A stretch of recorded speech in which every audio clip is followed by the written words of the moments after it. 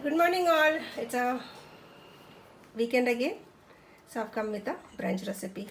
It's, and seeing this, you might have come to know what it is. Yes, it's my favorite puttu.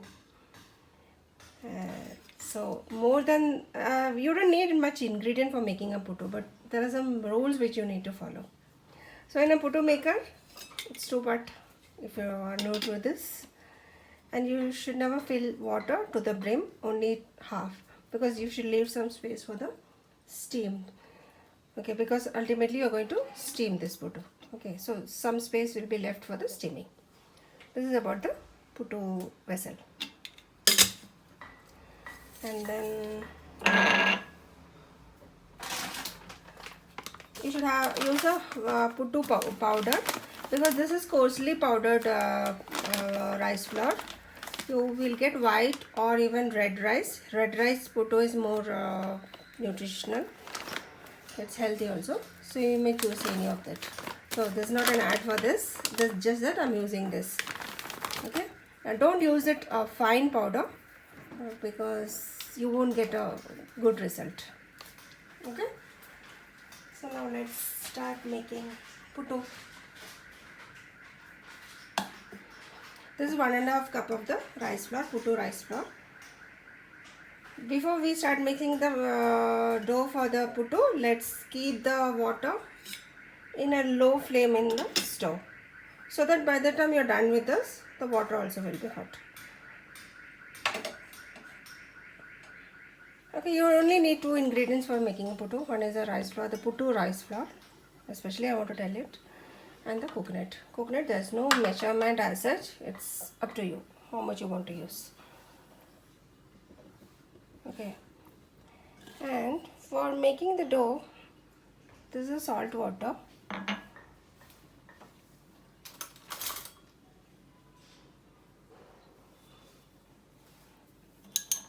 Okay, this is a salt water and we will be making it using this salt water only.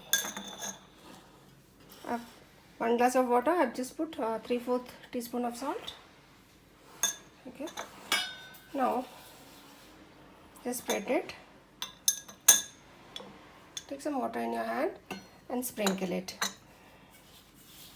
and then start combining it. So each time you sprinkle, you have to combine like this. Don't pour it at a shot. You have to be very careful in mixing this, else you won't get puttu, you'll get something else. I don't know the name also.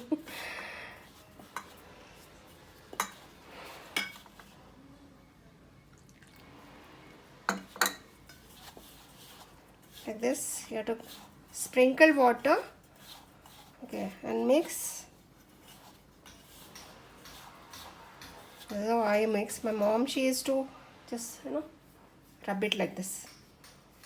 I don't know, somehow I now used to like that, so I always do it like this. You may opt any my mother's method or my method.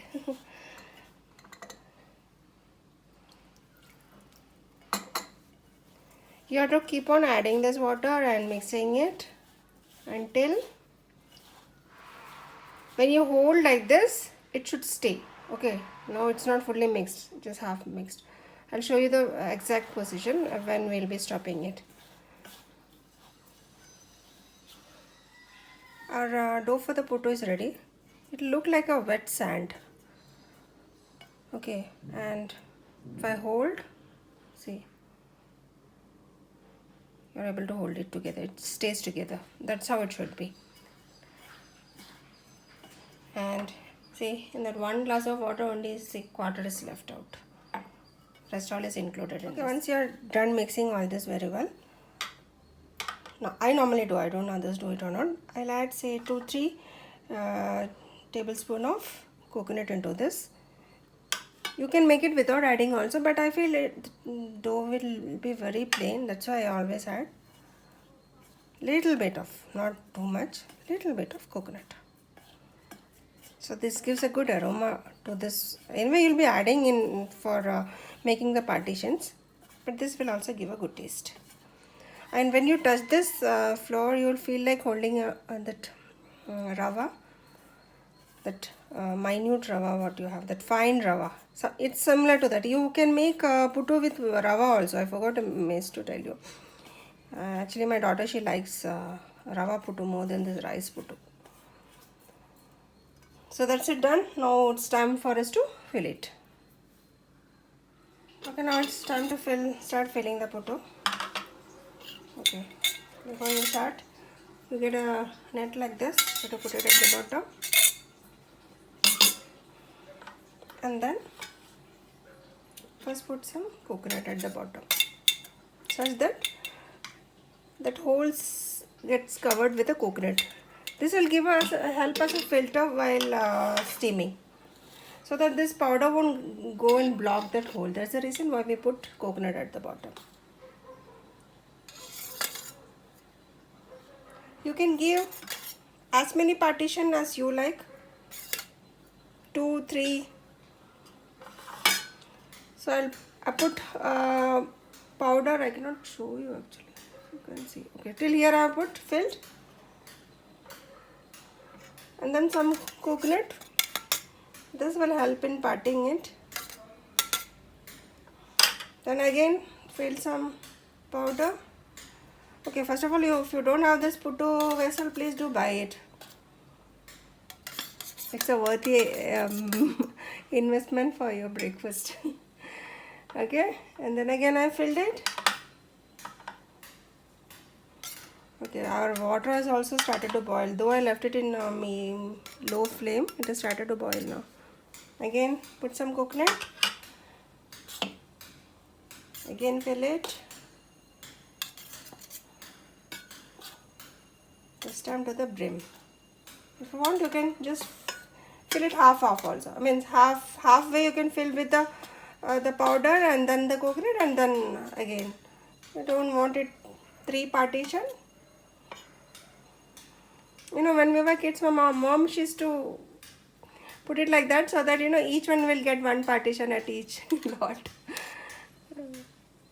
So to the brim you are filling it, and then finally here goes the last coconut.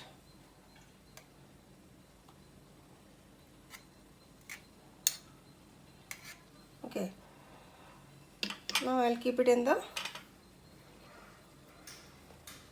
pot which is boiling. Okay, now can you see my puttu pot boiling? I'm going to place this on it. Okay, before that, this I filled to the brim. When it gets cooked, a few centimeters will come down. That is how you will come to know that this is cooked. And also the steam will start coming out of these holes. Okay, I think you can see a hole here. Lot of steam when it starts cooking. I'll show you. Lot of steam will start coming out of the.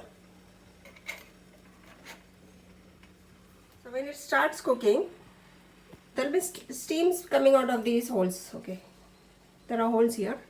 From there it will start coming. So that's the time to show. I mean, that's an indication that your puttu is ready. It will say at least 10 minutes. Yeah. So I'll be back once the puttu is ready. Okay, while our puttu is getting steamed, let's keep this remaining dough closed, else this will get dried.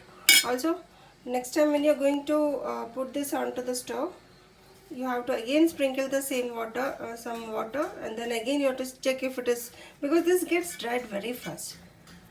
So just for timing, I'll just keep it closed, and then when I'm filling it again, then again I'll be sprinkling some water, and then again I'll be mixing it in the same way. Okay.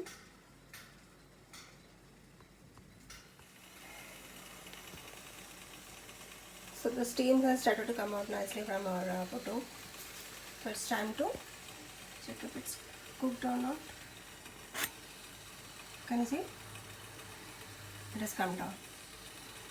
So this is an indication that it is cooked. So now we'll switch it off and then take it out into a plate. So it's time to take out the puttu. You need a pin like this. Okay. And just push it.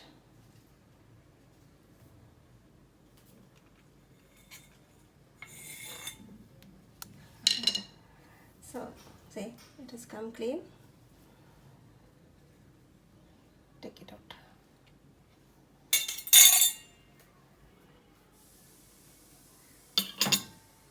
So our sizzling hot puttu is ready. You may just, I guess it's very simple. It's just that you need to keep certain points in mind. And you may relish it with kadla curry recipe I've already put. You may relish it with that. It's very nice with that. Or with today I prepared some green gram also. Even that is also tasty. And it's simple actually. The green gram, it's quite simple. So you may try that. Kadla curry comparatively it is little complicated. Not complicated but little time consuming. So either of this you may try. Or if not anything, my grandpa he used to like eating with some the papad and the banana with some sugar. Even the kids, when we were kids, we used to eat it like that also with some banana and some sugar, or with banana, sugar, papad. You know, all this it goes well with it. So it's up to you how you want to relish it, but do make it and share this recipe with all your friends and family. And as I always say, please subscribe my channel if you are liking my recipes. Give it a thumbs up if you like it. If you don't like it, give me a thumbs down.